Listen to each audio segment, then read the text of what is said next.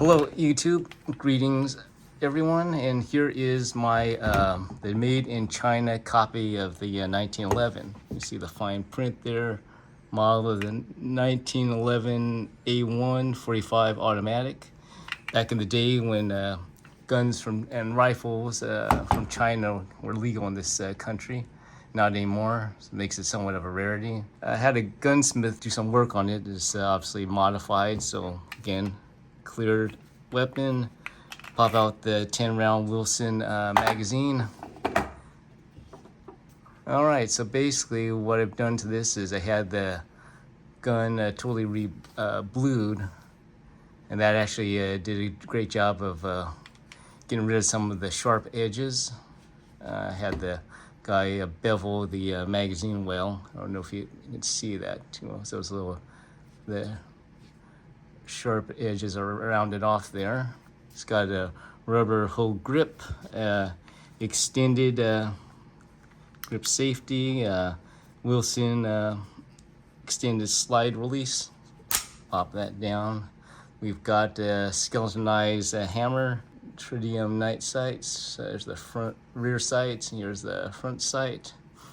Had him install a little rail on the bottom of the dust cover so I can install this Surefire light. Figure, got a self-defense weapon, you like to ID your target before you shoot it. Original trigger, of course the guy did a trigger job to it. Yeah. Should get a trigger pull gauge. Let's point this toward the deadly sofa. Pressure on the grip safety. Fairly customized, but definitely bought it out from, straight from the box. You don't want to rely on it for home defense. It did have some tricky issues. In fact, I had to send it to a second gunsmith because I was starting to get some jams on it. It took him a while, but he finally figured it out, and it had to do with the locking lugs. There was a little burr. You can't see it, but if you disassemble this slide, and around this area is the locking lugs, and there was a sharp edge, and that was the one that was causing the jams. But again, the good gunsmith that he is, he was able to find it and fix the problem. And now, yep, this is my reliable home defense handgun. It's got an extended guide rod here. Original barrel, fairly accurate.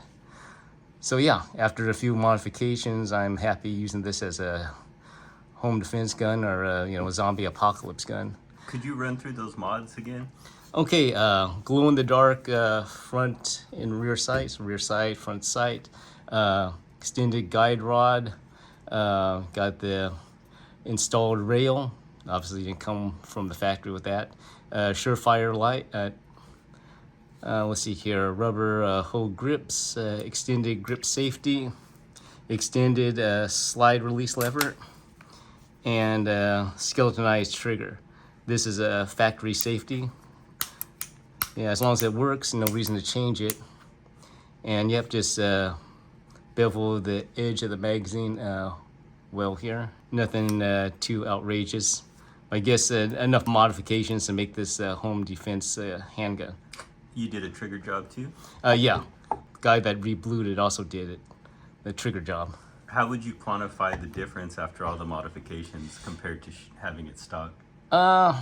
Definitely the trigger pull was a lot easier. The sharpened edges, there was some sharp edge right on the bottom of the trigger guard, and again, after he polished it and reblued it, yeah, that disappeared. And then definitely the sights are good.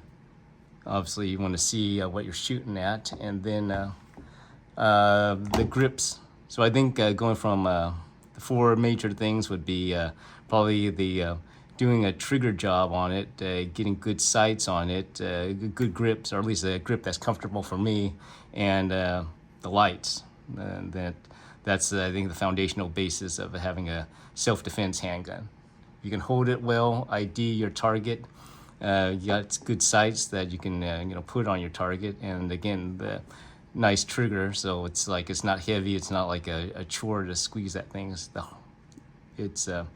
Makes shooting a little makes things more streamlined.